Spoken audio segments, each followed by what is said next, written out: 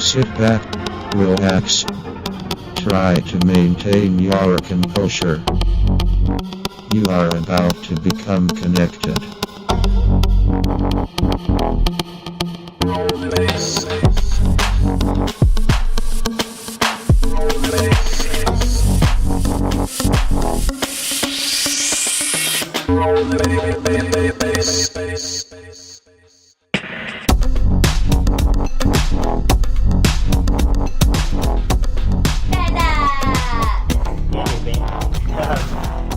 Welcome to the 7th edition of the Connect Podcast, motherfuckers! So today we're going to have a discussion about electronic music, so dance music in the Melbourne scene, in the Brisbane scene, in the worldwide scene, electronic music in relation to recreational drugs. But also to do with the production side of it. We don't just talk about drugs every time we do a podcast. Don't get us wrong, we're not fucking drug addicts, okay? Like, every time we're just trying to advocate, like, we're just subliminal messages to the population. It's just an interesting topic that happens to infiltrate Take drugs. Everybody that listens, just take drugs and the world will be a better place. Mushrooms for everyone in the military, no more wars, okay?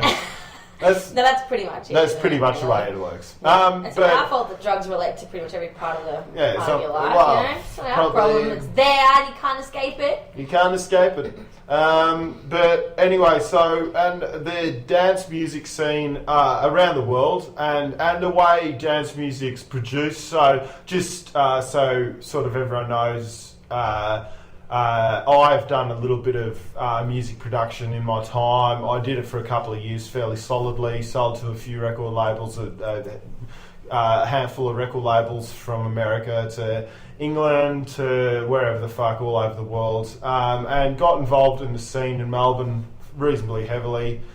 For a little Tried bit. to.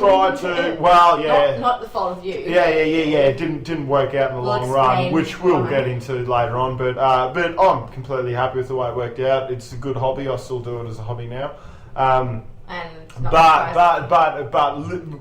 Realistically, where it comes down to is what we'll start talking about later. Is that the difference between being in the music industry as a hobby, being in the music industry in an economic sense to make money as a full-time job are two completely different things. Yeah. And the things you have to do to make money from making music are the most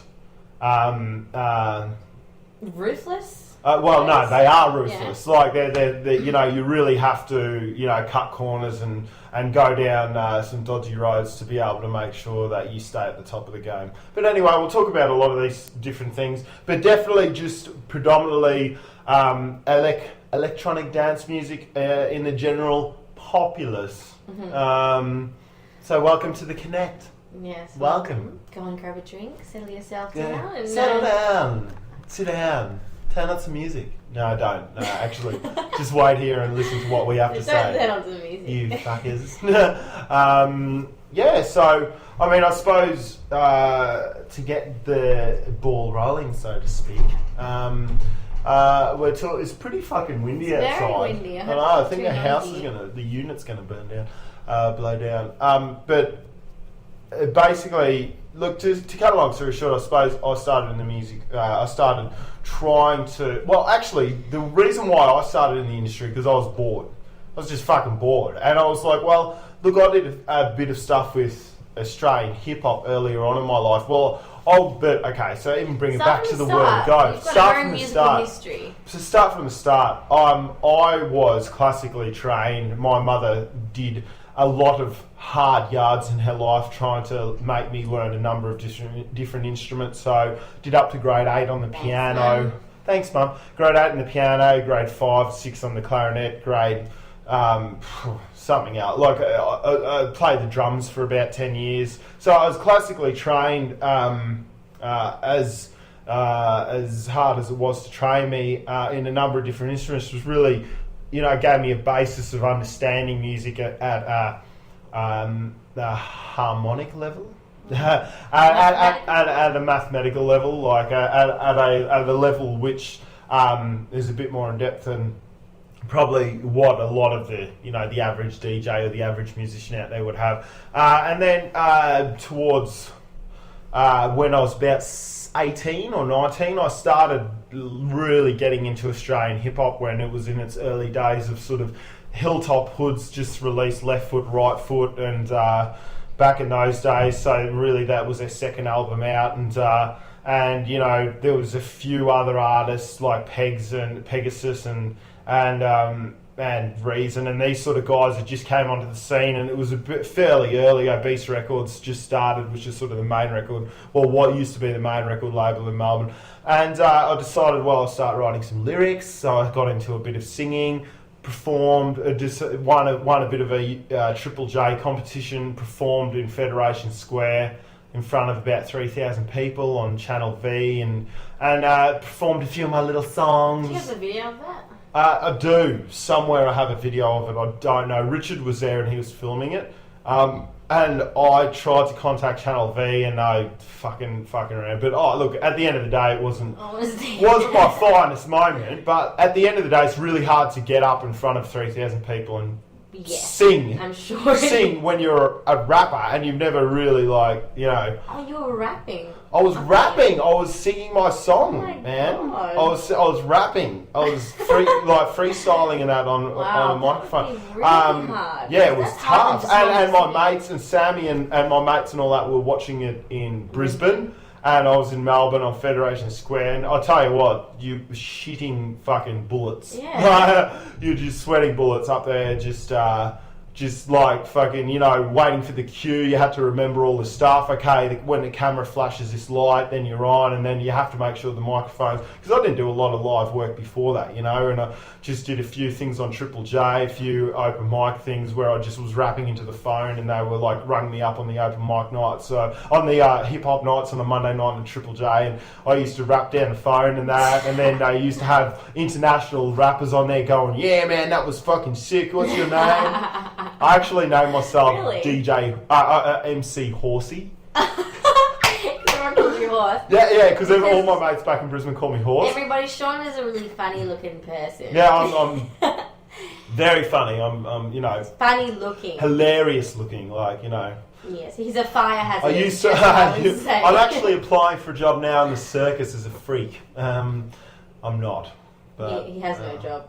I have no job. But that would be a good start, sure. As a good, I should look into it. You should. I should peer into it. No, or possibly painting the awnings. Painting things in high places. Painting things in high places, yeah. So anyway, but I changed that name pretty fast. I think I went to Dialect after that. MC Dialect. Anyway, but that was interesting. I did a lot of that, and that sort of got me started. But I also, the reason why Triple J was interesting, because I also got the music program Reason, and I wrote a lot of my I wrote all of my own music as well. So I got in my hip hop. So I wrote pretty much a CD with Reason. So you'd already had experience with Reason before? Yeah, I already had experience with Reason. Yeah. So I wrote my whole CD, about 5 or 6 tracks, all my own lyrics, rapped them, and then also wrote all the backing tracks to them. So that's what got me started. But then I was pretty much moved to Melbourne. I went back to Brisbane for about 3 years, and then came back to Melbourne. And don't lie, I got you into dance music because I like Armin van Buuren, and you'd never heard it before. And you absolutely fell in love with trance music. I went to Nectar Lounge, we went to Nectar Lounge. I saw Nectar Lounge, but then I was doing that. No, I think that had something to do with it. But it had a massive part of your opening up to dance music. I went into I started managing a club in Melbourne, and then I did a DJ competition for up and coming DJs to try and find out it's because I didn't want to pay DJs a lot of money, basically, back at that time, because the venue was only new. So I wanted to get some new DJs, so I did a DJ competition. And then I met Corey. And Corey was like, and then he was sort of like, got me into techno, and I'm like, actually, this is pretty cool, I like this shit. Yeah. And then he's like, the best guys out there actually make it now. This was about 6 years ago, 7 years ago. No, it wasn't. It was like 4. No, it was not. We haven't known each other for 7 years. How early? No. It must be 5 or 6. Nah. Time flies when you do a lot of drugs. I 3 or 4, but that's right. Anyway, it was a while ago. We're going to query that later. Anyway. That's Corey. I'm sure he'll know. So I met Corey, and then Corey pretty much got us into techno, and got me into a bit of dark techno. And Tessa at the time, when I first met Tessa, she really liked trance. So I just got,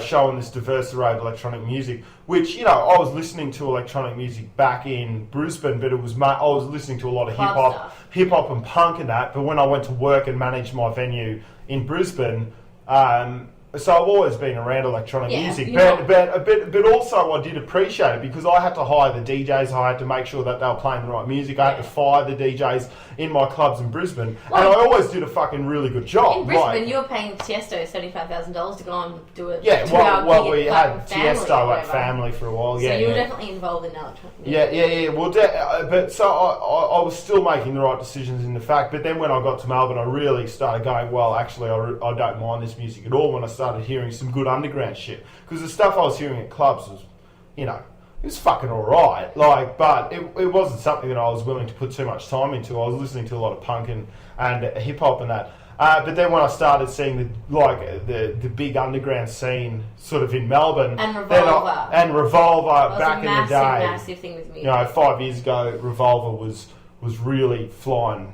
the Melbourne flag high with Boogs and T-Rec and that. When I started going out to Melbourne, I was like, well, this is fucking what music's all about.